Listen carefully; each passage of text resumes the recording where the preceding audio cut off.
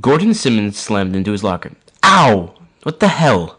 He struggled to shout, with his face pressed against the cold blue metal. Man, Gordo, your locker stinks worse than you do, chastised the bully. Judging by the voice, Gordon could tell it was Jordan Merrick. Jordan was always a dick, but for some reason he seemed to target Gordon specifically this year. However, he did have a point about the smell emanating from the locker. The racidness hung in the air and made him gag a little.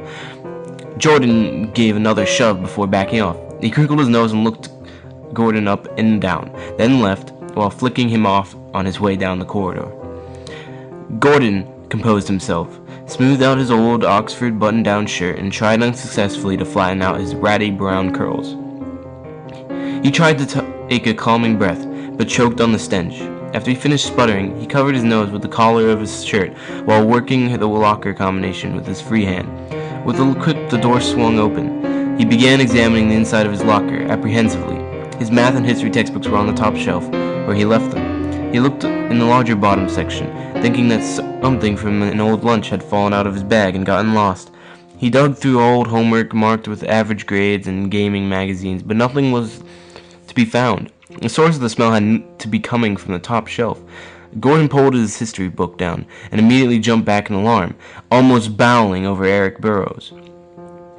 "Watch what you're doing, you ass!" Erica spat with venom. The normally bustling hallway became silent as students stopped and stared wide-eyed at Gordon in all of his awkwardness. "Sorry," he shuddered while rubbing his neck. Head hung with shame. Erica made a sound of contempt, rolled her eyes, and stormed off. He stood up in the middle of the hall, which was once again filled with the noise of busy teens. With chagrin, he moved towards the locker again. "I can't believe I almost knocked over Erica Burrows." He thought Gordon had a thing for Erica since middle school. It seemed like every year his popularity would regress, and so would his chances at ever being with his dream girl. His dream girl with beautiful flowing blonde hair, a stunning smile, great figure, and great, big, perfect Gordon! He snapped out of his drain here. It was Ryan Turley, his best friend since 2nd grade, and World of Warcraft companion since 7th. "Yo, Gordon, come back to reality!" Gordon shook his head. "Sorry, it's been an interesting day." Ryan stepped between him and his locker. "What the hell was that?" He furrowed his unibrow and sniffed. "And what the hell is that smell?" Gordon looked over his friend's head to the face, staring out from the top shelf of the locker through empty eyes. Cringing, he motioned for Ryan to look. "Whoa, that's pretty creepy," Ryan said, stating the obvious. "Is that what smells?" "Yeah, I think someone slipped that mask into my locker somehow and put something on it to make it stink. They did a pretty good job. It smells like a dumpster full of 3-month-old meat. How did they get in there?" Shrugging, Gordon reached over Ryan and pinched the tip of the mask between his thumb and forefinger, accidentally brushing against Ryan's head. "Hey, watch the hair." "Why? You got a date or something?" Gordon chuckled as his friend ran his fingers through his red-haired bowl cut. Ryan twisted his freckled face into a sneer, making his buck teeth protrude more than usual. Patting his pal on the back, Gordon walked to the nearest waste bin and tossed the face inside. Later that night, while at home, Gordon sat in the blue Lazy Boy, recliner facing the TV. Around 10 o'clock p.m., not much was ever on except the local news. He sighed and watched as the anchor woman droned on about Halloween coming up and how to be safe while trick-or-treating. A minute later, the reporter had caught his full attention with a missing persons report. A local boy from East Mayfield High has been reported missing. Cameron Jenkins is a junior at the school. He's approximately 5 feet 7 inches, has short brown hair, and usually wears glasses. If you have any knowledge of Cameron's whereabouts, please contact the local police. Gordon recognized the name. He took algebra with the guy. They never really talked much, but it was a little disturbing to hear the news. He shook his head, putting the missing classmate out of his mind, disappointed with the late-night entertainment selection. He turned off the picture and went to bed. The next day, there was a hallway chatter of not only the missing student, but also a teacher who had peculiarly stopped showing up for school without notice about a week ago. Rumors flooded the classrooms about how the teacher might have abducted Cameron, but Gordon figured that was probably made up of nonsense. However, his head churned with his own concoction of possible scenarios while he spaced out in front of his locker before lunch. "What's up?" Gordon startled as Ryan greeted him cheerily. "What's got you so chipper?" he asked Ryan, only half curious. "Nothing much. I had a good night last night." "Ah, the date went well then," Gordon chuckled. "It did actually," Ryan replied. "I think I'm going to go on another one." "Attaboy." Gordon placed his books in his locker before heading towards the cafeteria, walking beside his friend and arguing that the school's chicken salad was much worse than their lasagna. Over the course of the week, the strange disappearance continued. Brad Tillman, a freshman member of the student government, Monica Gale, one of the lunch ladies, Robert Ortiz, backup quarterback of the varsity football team, just some of them missing. By Friday, the entire school was in a state of quiet panic. Some parents were starting to keep their children home, and talks began of shutting down the school. The campus was crawling with police, looking for clues or anything suspicious. During second period, Gordon and Ryan sat next to each other, both looking equally jaded of their instructor's tiresome voice and chalk tapping on the blackboard. Out of the corner of his eye, Gordon noticed Ryan's red hair had perk up. Peering outside, intrigued, Gordon craned his neck to look through the window, too. Ryan jumped up and leaned closer to the window. "Mr. Turley, what do you think you're doing?" asked the obviously irritated history teacher. "It's Brad Tillman!" Ryan exclaimed as he pointed outside. Everyone rushed to the windows, pressing up against the glass to get a better view. Even Mr. Monotone, the instructor, jockeyed for position to see the unfolding event. Sure enough, it was Brad, looking disheveled, but seemingly unharmed. Walking out over the nearby woods to the west, one of the cops roaming outside finally noticed the once missing student and sprinted to him. He put an arm around Brad and helped him towards the school building with haste. After a few minutes of being unable to see more of what was happening, the lesson resumed, but no one concentrated on it. Lunchtime arrived, as it did every day. The path to the cafeteria always led by the school nurse. As Gordon and Ryan passed, they noticed the door partly open. The same cop stood inside with his back facing the entrance. He stepped to the side to speak with the nurse over some paperwork along with the school principal. Mr. Wilson, the two friends stopped in the middle of the hallway and gazed inside at Cameron, who was sitting atop the paper-covered examination bench. Suddenly, Brad jerked his head up and started back at them. His eyes didn't look those of a victim's. They were piercing. It was enough to send chills up a polar bear's spine. Gordon averted his eyes elsewhere. Brad probably wanted to be alone anyway, he thought. He and Ryan continued to lunch. The day moved forward as more and more of the missing reappeared from the neighboring woods. The authorities began sending search teams into the tree line, coming out every so often with another missing person. While students and staff rejoiced over the returns, there was a large amount of confusion. Why were the students coming back now? And all at the same time?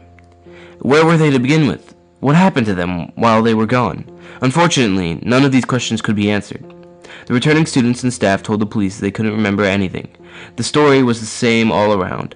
They black out on the day they went missing and came in the woods, finding their way back to the civilization. Mystery hung thick in the air when classes ended for the weekend. After giving statements and receiving checkups, the missing were allowed to go home with their families. The weekend sped by. Gordon, bored at home, tried to get in contact with Ryan, but to no avail. When Sunday came along, he was getting irritated. Whoever the girl is, she better be worth it. He supposed he couldn't blame him. Guys like them don't often have a chance at romantic relationships. Once again, he resorted to watching TV and heard that people were still going missing even after the returns of the previous East Mayfield students and staff. After a night of anxious tossing and turning, Gordon slunk out of bed and headed for another Monday at school. At his locker, he stood on edge, waiting for his friend, 5 minutes before the first period started. He was about to give up the wait and head to literature, but noticed a flash of red hair in the crowd, of last-minute students hurrying to class. Ryan broke free of the small mob and stood in front of Gordon, panting, pushing his glasses back to the ridge of his nose. "What's up?" he huffed while smiling. Not wanting to be late, they both speed-walked towards their next classes. "Where were you?" Gordon grilled his nerdy friend. "I've been trying to reach you all weekend." "Sorry, still going on those dates?" Ryan said with a half-smile. "Well, there's something different about you. This chick must be good. We'll talk later." They split up to head to their different classrooms. While sitting in his first period class, Gordon didn't miss a beat with his daily routine. After preparing for class, he sat catty-cornered to Erica Burrows and admired her from afar.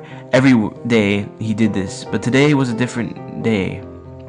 As he gawked at the back of her head, she whipped her face around and looked at him. Unprepared, he tried to play off the fact that he was ogling her, but noticed something off. Her eyes. They bore into him like Brad's did on Friday. Disquieted by this, he faced forward and waited for class to start, trying to ignore the feeling of her stare on him. Oddly enough, he was a little happy when Jordan Merrick walked in. Every other day he shared this class with Jordan, who would sit directly behind him and pester him in some way or another. Gordon hoped the encounter would take his mind off of Erica and bring a sense of normality to his day. Unfortunately, this didn't happen. Jordan cruised past him and took his place behind. Slowly, Gordon turned his head and peeked at the bully. In return, he got the same stare that he got from Erica. Feeling like he was between two crushing forces, Gordon slid down in his seat, trying to avoid the two students' attention. The class felt as if it would never end, but finally it was over. Dismally, the next period was the same. It seemed like everyone was acting strange.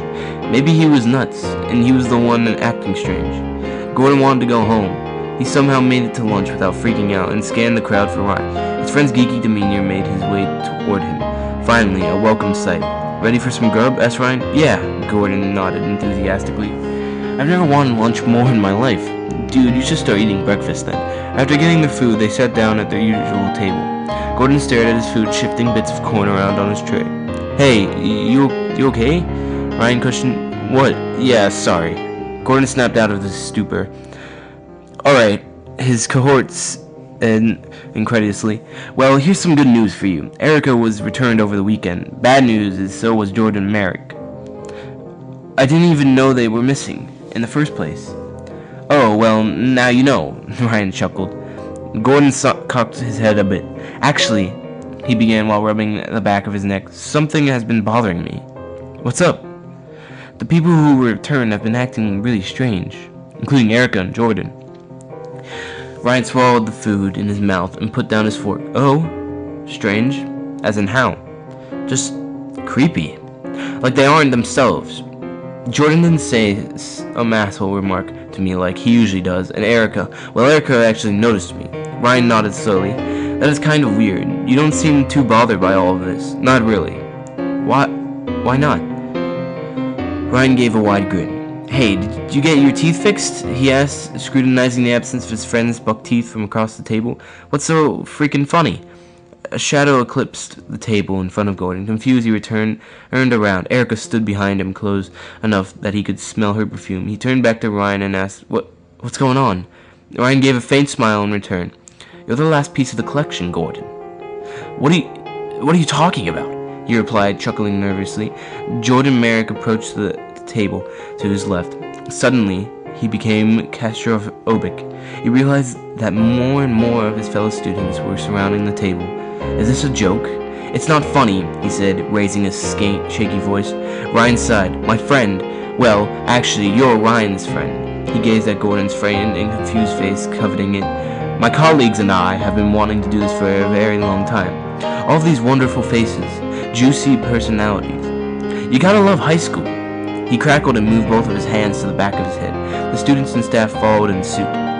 To Gordon's horror, when his should-be friend brought his hands back around, his face came along with it. "Welcome to the club, Gordon."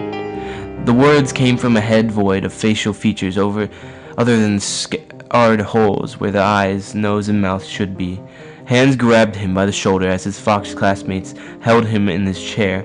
The glint of a knife was the last thing he saw before it dug into his eye sockets as it removed each one and created a hollow place in his head like a Halloween mask.